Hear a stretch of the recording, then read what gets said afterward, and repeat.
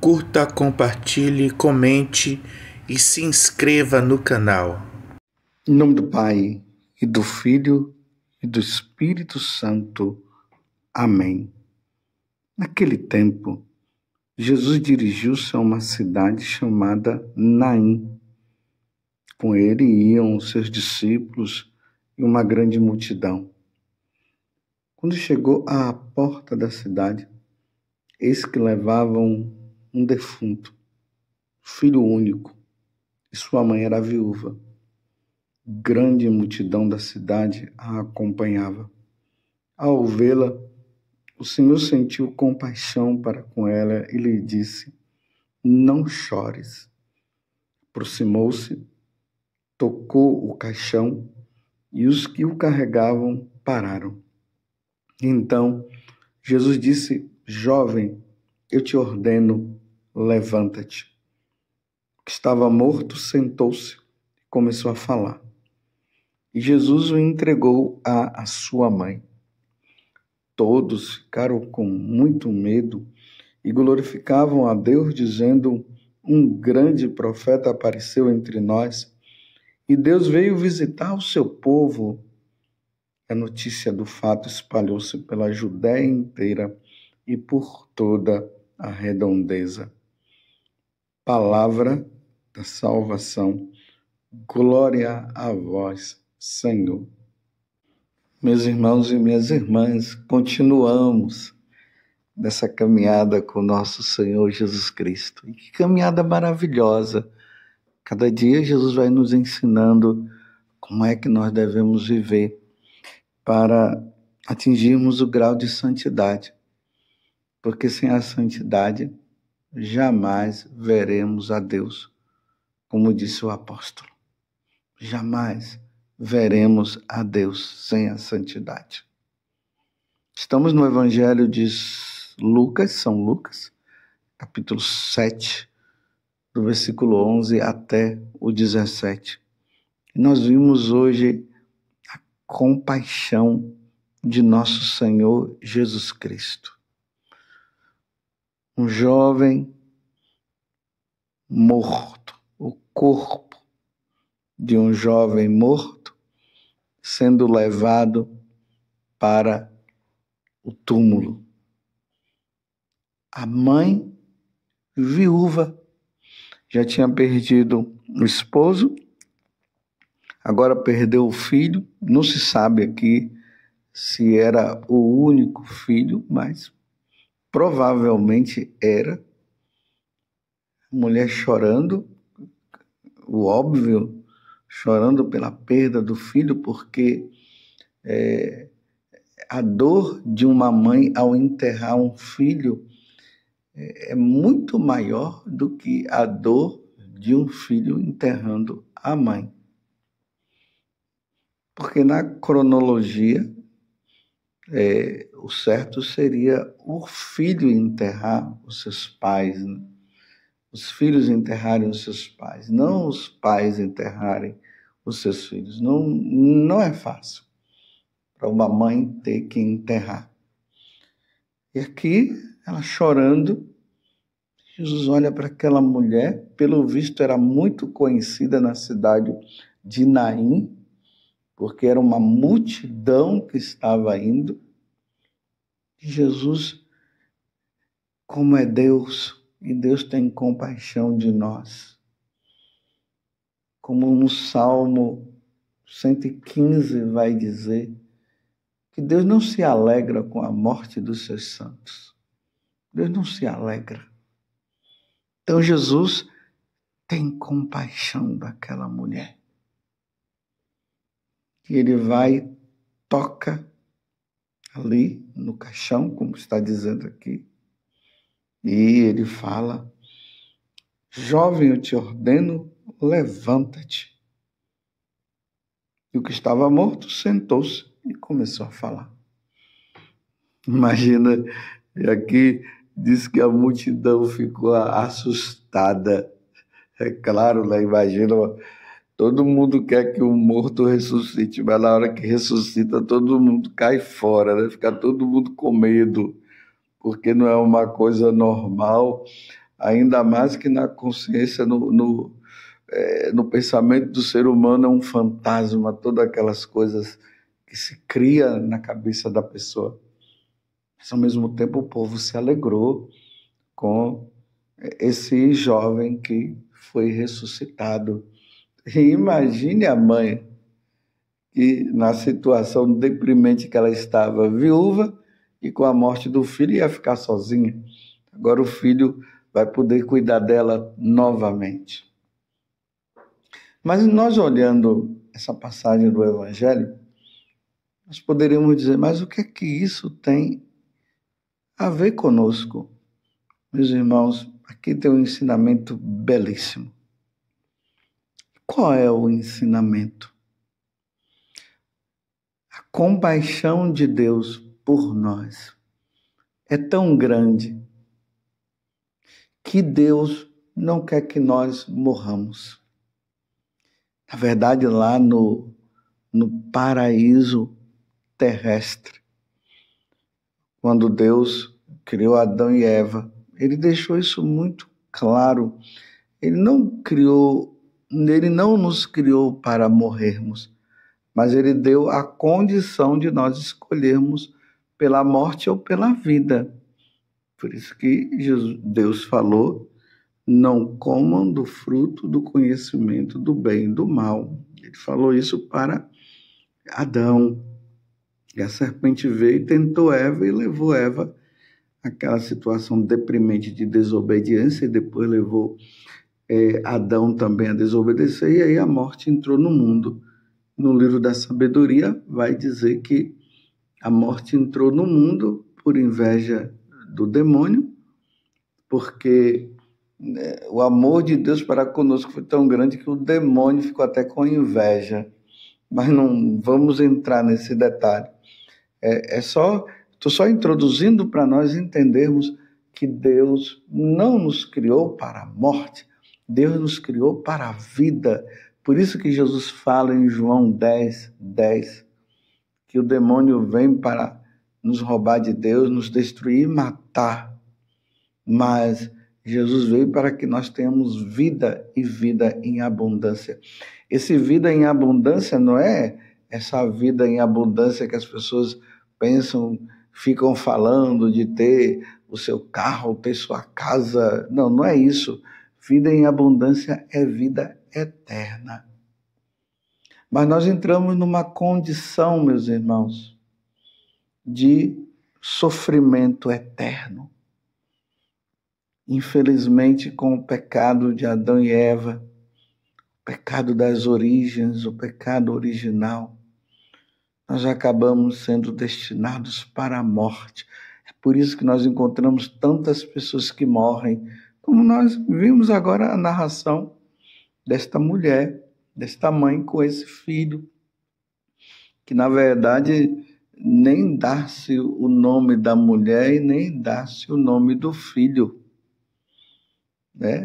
Foi um jovem que morreu, uma mulher que era viúva. E aí simboliza também cada um de nós. Poderia até dizer que essa mulher poderia ser até a Virgem Maria, que chora a morte também de nós, filhos. Lembremos que na aparição de Nossa Senhora de Fátima, é isso que ela vem trazer e mostra para os 3 pastorinhos aquela multidão de almas no inferno. E aí pede para os meninos fazerem sacrifícios e orações pela conversão das pessoas, para que as pessoas não fossem para o inferno. Então está ali aquela mulher chorando pela morte do filho. Mas Deus, no seu infinito amor, na sua grandeza, diante da liberdade do homem que acabou optando pela morte em vez de optar pela vida, ele quer nos dar vida em abundância. E aí, lá no Evangelho de São João, no capítulo 3, naquela conversa de Jesus com Nicodemos, Jesus fala que Deus amou tanto o mundo que enviou seu Filho para que todo que nele crê tenha a vida eterna.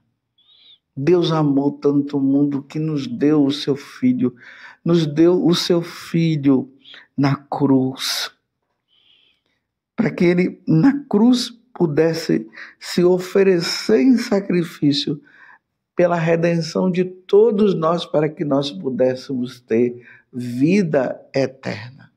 Olha a compaixão de Deus. Eu, você, com a nossa desobediência, nós merecíamos o inferno, meus irmãos. Porque por livre e espontânea vontade, nós que fomos criados para amar, reverenciar, adorar a Deus, como diz Santo Inácio, e fazemos tudo para a maior glória de Deus, nós nos tornamos o quê? Me desculpe eu dizer assim, discípulos do diabo, em vez de sermos discípulos de Jesus Cristo. E aí demos costas a Deus, blasfemamos contra Deus, entramos numa vida de pecado, não queremos saber dele. E aí, a recompensa seria o quê? Não mais a vida eterna no céu, mas a vida eterna no inferno.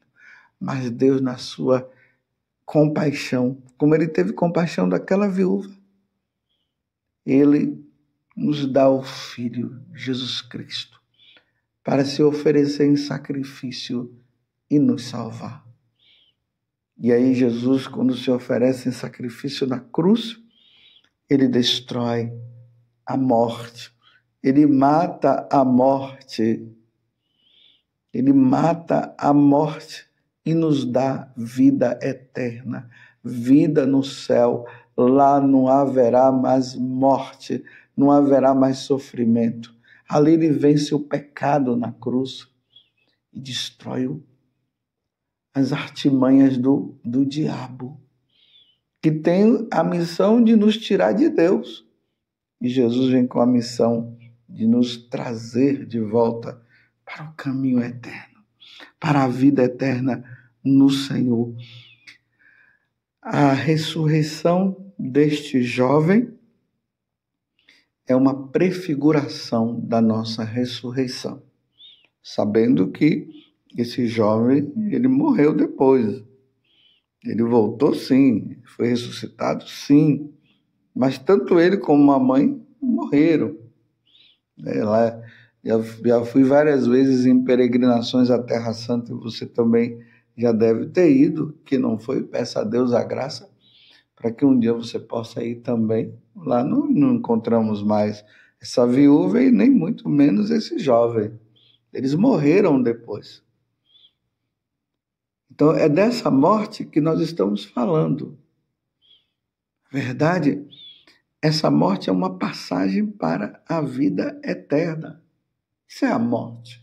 Nossa alma, ela sai do nosso corpo e vai ao encontro de Deus, e o nosso corpo fica aqui para no dia da ressurreição da carne, como nós professamos na nossa fé, o nosso corpo possa se unir à nossa alma. Mas é preciso, meus irmãos, que o nosso corpo se una com a nossa alma, por ela já está no céu. E a condição para entrar no céu é crer em Jesus, é ser batizado, é servir, é viver na Igreja Católica, sair dessa vida mundana, essa vida de pecado. É a nossa profissão de fé, crer em Deus Pai Todo-Poderoso, Criador do céu e da terra. Crer em Jesus Cristo, é o único Filho do nosso Senhor. Crer no Espírito Santo e na Santa Igreja Católica. A condição para nós ressuscitarmos para a vida eterna no céu é essa. Porque ressuscitar, todos nós iremos ressuscitar. Prestar contas a Deus, todos nós iremos prestar contas a Deus. Mas a questão é, morreu em Deus ou morreu sem querer saber dele? Aí vai ter a recompensa daqueles que morreram sem professar sua fé em Jesus Cristo. A recompensa vai ser o inferno, o destino dos demônios. dos rebeldes. O inferno foi criado para eles, não para nós. Mas se nós passarmos a nossa vida aqui nesse mundo e não crermos em nosso Senhor Jesus Cristo, nosso destino vai ser esse também. Se compreende? Mas voltemos, meus irmãos, à compaixão de Deus. Deus não quer a nossa morte. Deus quer que tenhamos vida em abundância. E aí, Jesus vem ao mundo com essa missão.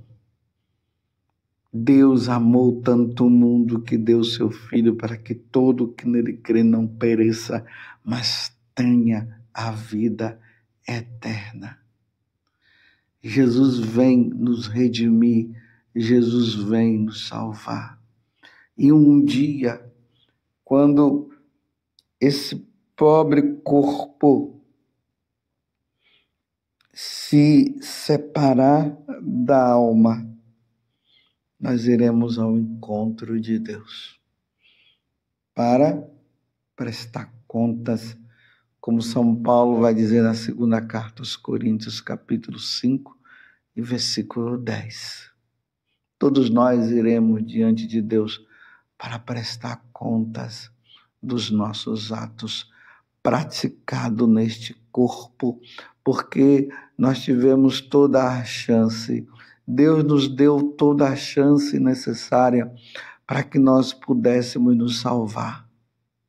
Deus fez de tudo, e o tudo foi ter dado o seu Filho, para que todo que nele crê não pereça, ou seja, não seja condenado ao sofrimento eterno, mas seja salvo.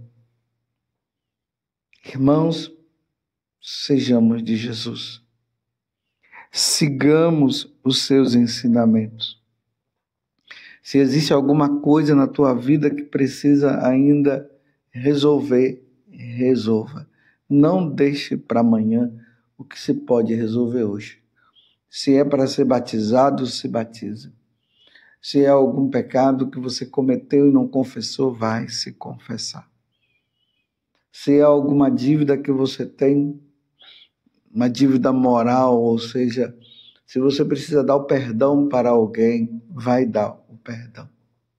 Viva! Viva em Deus. Porque Nossa Senhora chora a perda dos seus filhos, como essa mulher chora a perda desse filho dele. E Nossa Senhora, que agora está no céu, intercede por nós. Como deve ser duro ver os filhos indo para o inferno. E aqui eu digo, como deve ser duro para a Santíssima Trindade ver os seus indo para o inferno, porque deveriam ter se voltado para nosso Senhor Jesus Cristo e não quiseram se voltar. E se perderam, e estão se perdendo para sempre. Graças a Deus, muitas pessoas têm se salvado, graças a Deus. Lembremos que Jesus disse que a porta que leva à condenação é larga, é a porta das facilidades, é essa porta que o diabo tem levado muitas pessoas a acharem que essa porta é maravilhosa. Mas Jesus fala que a porta que leva para a salvação ela é estreita, é a da renúncia, é do abandono do pecado, é essa que leva para a eternidade no céu. Sejamos fiéis ao Senhor e peçamos a Deus a graça da fidelidade. E a notícia do fato espalhou-se pela Judéia inteira e por toda a redondeza. Essa notícia precisa se espalhar pelo mundo todo. A salvação nossa vem por meio de nosso Senhor Jesus Cristo. Por isso que Jesus mandou os apóstolos irem por todo o mundo e pregar o evangelho a toda criatura. Quem crê e for batizado será salvo. Quem não crê já está condenado. Ide, fazei discípulos meus e batizai-os em nome do Pai e do Filho e do Espírito Santo. Ó Virgem Santíssima, não permitais que eu viva e nem morra em pecado mortal. Em pecado mortal eu não hei de morrer, porque a Virgem Santíssima há de me valer. Valei-me, Virgem Santíssima, e desça sobre você, pela intercessão da Santíssima Virgem Maria, a bênção de Deus Todo-Poderoso, Pai, Filho e Espírito Santo. Amém. Louvado seja nosso Senhor Jesus Cristo, para sempre seja louvado, e a sua mãe, Maria Santíssima.